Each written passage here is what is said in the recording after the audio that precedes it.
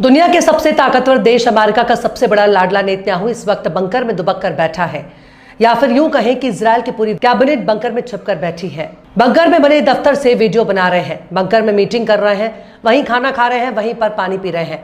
और जाहिर सी बात है कि 1 नंबर और 2 नंबर भी वहीं कर रहे होंगे, मतलब बंकर में ही दुबक कर बैठे हैं और वहीं से अपना भौकाल बना रहे हैं।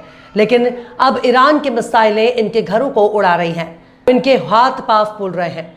तेल अवीव को ईरान ने खंडर में तब्दील कर दिया, हजारों लोग बेघर हो चुके हैं, ठीक वैसे ही जैसे गजा के लोग बेघर हो चुके हैं। ऐसे में तेल अवीव को छोड़कर जाने की होड़ लगी है। जितना भी पश्चिमी मीडिया ने इजरायल के नाम का जो गुब्बारा फुलाया था, वो गुब्बारा ईरान के हमले में पिचक चुका है। अमेरिका, ब्रिटेन, फ्रांस, जर्मनी ने इजरायल नाम के गुब्बारे में फूंक फूंक कर जितना हवा भरा था वो हवा निकल चुका है और इजरायल नाम का गुब्बारा फुस हो चुका है, यानी इजरायल के सिर से उतर गया ताकत का बुखार। दोस्तों, शुरू का ये वीडियो देखकर आप समझ गए होंगे आज का मेरा ये वीडियो कैसा होने वाला है। दोस्तों, पिछले 5 दिनों से ईरान और इजराइल एक दूसरे पर मिसाइलों की बौछार कर रहे हैं। इजराइल ने अपने ऑपरेशन के तहत ईरान के परमाणु ठिकानों जैसे इस्फहान को निशाना बनाया। इसके जवाब में ईरान ने तेल अबीब और यरूशलेम पर 100 से ज़्यादा बैलिस्टिक मिसाइलें दाग दी। तेल अबीब का आसमान रात में ऐसा लग रहा था मानो दिवाली हो रही हो, आतिशबाजी चल रही हो। बस फर्क कितना था, ये आतिशबाजी मज़े की नहीं, डरावनी थी। ईरान का दावा है उसके हमलों से इजराइल को भारी नुकसान हुआ है, जबकि इजराइल का कहना है हमारा iron dome missile defence system अभी भी रॉक स्टार है, एक्टिव है। दोस्त, अभी मैं आपको जो वीडियो दिखाऊंगा उस वीडियो में आपको सारी जानकारी इस जंग के बारे में मिलेगी। मगर दोस्तों, ये वीडियो दिखाने से पहले मेरी आपसे गुजारिश है, आज का मेरा ये वीडियो पूरा एंड तक जरूर देखना। दुनिया के सबसे ताकतवर देश अमेरिका का सबसे बड़ा लाडला नेतन्याहू इस वक्त बंकर में दुबक कर बैठा है, या फिर यूं कहें कि इजरायल की पूरी कैबिनेट बंकर में छिपकर बैठी है। बंकर में बने दफ्तर से वीडियो बना रहे हैं, बंकर में मीटिंग कर रहे हैं, वहीं खाना खा रहे हैं, वहीं पर पानी पी रहे हैं। और जाहिर सी बात है कि 1 नंबर और 2 नंबर भी वहीं कर रहे होंगे, मतलब बंकर में ही दुबक कर बैठे हैं और वहीं से अपना भौकाल बना रहे हैं। लेकिन अब ईरान की मिसाइलें इनके घरों को उड़ा रही हैं, इनके हाथ पांव फूल रहे हैं। तेल अवीव को ईरान ने खंडर में तब्दील कर दिया, हजारों लोग बेघर हो चुके हैं, ठीक वैसे ही जैसे गजा के लोग बेघर हो चुके हैं। ऐसे में तेल अवीव को छोड़कर जाने की होड़ लगी है। जितना भी पश्चिमी मीडिया ने इजरायल के नाम का जो गुब्बारा फुलाया था, वो गुब्बारा ईरान के हमले में पिचक चुका है। अमेरिका, ब्रिटेन, फ्रांस, जर्मनी ने इजरायल नाम के गुब्बारे में फूंक फूंक कर जितना हवा भरा था वो हवा निकल चुका है और इजरायल नाम का गुब्बारा फुस हो चुका है, यानी इजरायल के सिर से उतर गया ताकत का बुखार। सलाम, नमस्ते, सत श्री अकाल। मैं हूं आपके साथ हर्षिता मिश्रा और आप देख रहे हैं टाइम्स मेल।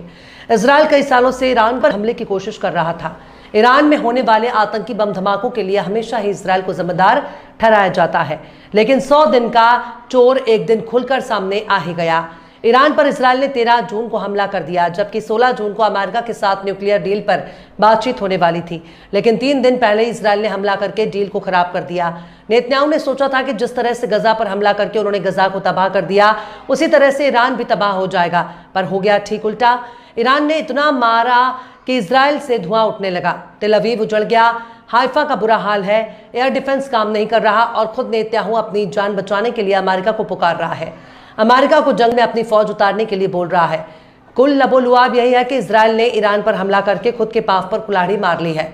उसकी उम्मीद से काफी ज्यादा ईरान ने इजरायल को तबाह कर दिया और हर गुजरते दिन के साथ ईरान का हमला इजरायल की तबाही लेकर आ रहा है। हमास, हूती और हिजबुल्लाह कोई प्रोफेशनल आर्मी नहीं है, लेकिन ईरान के पास एक प्रोफेशनल मिलिट्री है, एयरफोर्स है, नेवी है, आर्मी है, यहाँ तक कि विदेश में लड़ने के लिए भी उनके पास अलग से मिलिट्री फोर्स है, जिसे IRGC कहते हैं, जो ईरान की सेना से ज्यादा ताकतवर मानी जाती है, जिसकी कमान खुद ईरान के सुप्रीम लीडर संभालते हैं। इसलिए ईरान को इतना कमजोर और बेबस नहीं माना जा सकता। हाँ, ये बात अलग है कि ईरान अमेरिका की जितना ताकतवर नहीं है, क्योंकि अमेरिका के पास नाटो की ताकत है। इसलिए इजरायल उसे जंग के लिए बुला रहा है ताकि नाटो भी ईरान पर हमला कर दे। ईरान को इजरायल से ज्यादा ताकतवर भी नहीं माना जा सकता, पर कौन कितना ताकतवर है इसका अंदाजा न्यूज रूम में बैठकर नहीं लगाया जा सकता, ना ही इसका अंदाजा कागजों पर लकीर खींचकर लगाया जा सकता है। कौन सा देश कितना ताकतवर है इसका फैसला सिर्फ और सिर्फ जंग के मैदान में होता है। ईरान जिस तरह से इजरायल के शहरों पर हमला कर रहा है, उसकी शिद्दत को देखकर यही कहा जा सकता है कि ईरान बहुत ताकतवर है। अगर ईरान के जवाबी हमले को ना रोका गया तो पूरा का पूरा इजरायल ही गजा में तब्दील हो जाएगा। यानी इजरायल ने जो गजा का हाल किया है, ठीक वही काम इस वक्त ईरान कर रहा है। ईरान के हमले के बाद इसराइल के भीतर की इमारतें मलबे में तब्दील हो चुकी हैं और इसी खुन्नस में नेतन्याहू ने ईरान के हॉस्पिटल पर हमला कर दिया। यहां तक कि टीवी चैनल की बिल्डिंग पर हमला कर दिया, जिसमें ईरानी पत्रकार मारे गए।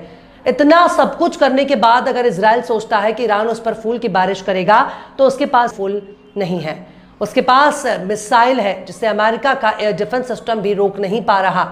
ईरान अपने नागरिकों पर होने वाले हमले के बाद क्या गुलदस्ता भेजेगा?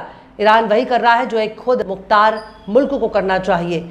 ईरान ने नेतन्याहू की दुम पर पाव रखा है और नेतन्याहू बहुत तकलीफ में है। वो तेल अवीव पर हमले से काफी खौफ में है। वो तो गनीमत है कि नेतन्याहू इस वक्त कैमरे के सामने रो नहीं रहा, वरना उनका दिल ही जानता होगा कि वो बंद कमरे में फूट फूट कर कितना रोते होंगे। नेतन्याहू के लिए सबसे बड़ी दिक्कत यही है कि उन्होंने सोचा ही नहीं था कि ईरान उन पर इतना भारी पड़ जाएगा। इजराइल ने ईरान के ऑयल गैस प्लांट पर हमला किया तो ईरान ने भी उसी लहजे में जवाब दिया। ईरान ने इजराइल के गैस और ऑयल फैसिलिटीज पर हमला कर दिया। हाइफा शहर में इजराइल का बंदरगाह भी मौजूद है और ऑयल फैसिलिटीज भी हैं, लिहाजा ईरान ने यहां पर हमला कर इजराइल की कमर तोड़ दी है। अब नेतन्याहू बार बार अमेरिका को पुकार रहे हैं, अमेरिका को जंग में शामिल होने के लिए बोल रहे हैं, लेकिन अमेरिका अगर इस जंग में इजराइल के बुलाने पर नहीं आया तो बेचारे नेतन्याहू रो रो कर अपनी जान दे देंगे। पर अमेरिका नेतन्याहू को रोने के लिए अकेले नहीं छोड़ सकता। अमेरिका कह रहा है कि वो तब तक इस जंग में शामिल नहीं हो सकता जब तक ईरान उनके किसी नागरिक पर हमला नहीं करता। ईरान भी इस मामले में फूक फूक कर कदम रख रहा है ताकि अमेरिका को इस जंग में कूदने का मौका ना मिले। ट्रंप बार बार ईरान पर दबाव बना रहे हैं, लेकिन ईरान मान नहीं रहा। ट्रंप तेहरान खाली करने के लिए ईरान के अवाम से कह रहे हैं।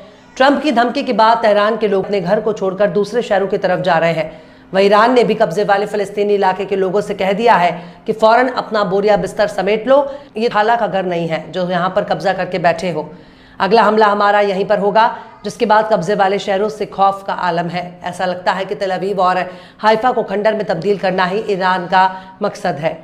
अल-मायदीन ने इजरायली मीडिया के हवाले से ईरानी मिसाइलों से होने वाली तबाही का जिक्र किया, जिसमें बताया गया कि सोमवार को ईरानी मिसाइल हमलों की एक नई लहर ने तेल अवीव, बैनई ब्रॉक और पेटाह टिकवा समेत कब्जे वाले इलाकों में कई जगहों को निशाना बनाया, जिससे बड़े पैमाने पर दहशत फैल गई और बिजली सप्लाई भी ठप हो गई। इजरायली होम फ्रंट कमांड ने बसने वालों को शेल्टर के नजदीक रहने के लिए बोल दिया और समझा दिया कि खतरे का सायरन सुनते ही बंकर में घुस जाए। वहीं इजरायली सेना ने सिक्योरिटी का हवाला देते हुए बसने वालों को खबरदार किया कि वे उन जगहों की तस्वीरें ना लें जहां मिसाइलें गिरी हैं। Israeli media times of Israel ने ऑफिशियल डेटा के हवाले से बताया कि सोमवार तड़के सेंट्रल इजराइल और हाइफा में हुए मिसाइल हमलों से फिलहाल के लिए तकरीबन 2000 लोग बेघर हो गए हैं। पैट टिकवा में एक आलिशान कई मंजिला इमारत पर मिसाइल अटैक में 4 लोग मारे गए और तकरीबन 400 परिवारों के 1300 लोगों को अपना घर खाली करने के लिए मजबूर होना पड़ा। वहीं तेल अवीव के 2 इलाकों पर ईरानी मिसाइल हमले की वजह से बहुत नुकसान हुआ और 300 से ज्यादा लोगों को अपने घरों से दूर रहना पड़ा। वहीं ईरान की तस्नीम न्यूज एजेंसी ने ईरानी सरकार के प्रवक्ता के हवाले से बताया है कि बीते 3 दिनों के दौरान इजरायली हमले में ईरान के 45 औरतों और बच्चों की जान चली गई है और 75 लोग जख्मी हैं। ईरानी हुकूमत प्रवक्ता फेतमे मोजेरानी ने कहा कि इजरायल ने ईरान पर युद्ध थोप दिया है। उन्होंने ईरान के पश्चिमी शहर केरमान शाह में फराबी अस्पताल पर इजरायली हमले की पुरजोर मजम्मत की है और इसे जायोनी हुकूमत की बर्बरता करार दिया और कहा कि नागरिकों को निशाना नहीं बनाया जाना चाहिए। उन्होंने कहा कि चूंकि इजरायल ने हम पर भी जंग थोपा है, लिहाजा ईरान की जवाबी कार्रवाई अलग होगी। खैर, ईरान भी अपनी जवाबी हमले में टिट फॉर टैट के नक्शे कदम पर चल रहा है, पर दोनों ही देशों की जिम्मेदारी है कि एक दूसरे के आम लोगों को निशाना ना बनाएं। इजरायल तो पहले से ही आम लोगों को निशाना बनाने के लिए बदनाम है। शायद यही वजह है कि उसके भी आम लोग ईरानी हमले का शिकार हो रहे हैं। जी हाँ दोस्तों, देखा आपने इजराइल और ईरान के बीच जो जंग चल रही है। इस वीडियो में पूरी जानकारी आपको मिली होगी, मुझे पूरी उम्मीद है। तो दोस्तों, इस वीडियो को लेकर आप क्या सोचते हैं और आपकी क्या राय है, अपनी राय कमेंट बॉक्स में ज़रूर रखें। दोस्तों, ऐसी ही वीडियो के साथ मिलते हैं नई अपडेट के साथ। अपना ख्याल रखें। अगर आप चैनल पर न्यू आए हैं तो चैनल को सब्सक्राइब ज़रूर करें ताकि हर वीडियो आपको टाइम पर मिलती रहे।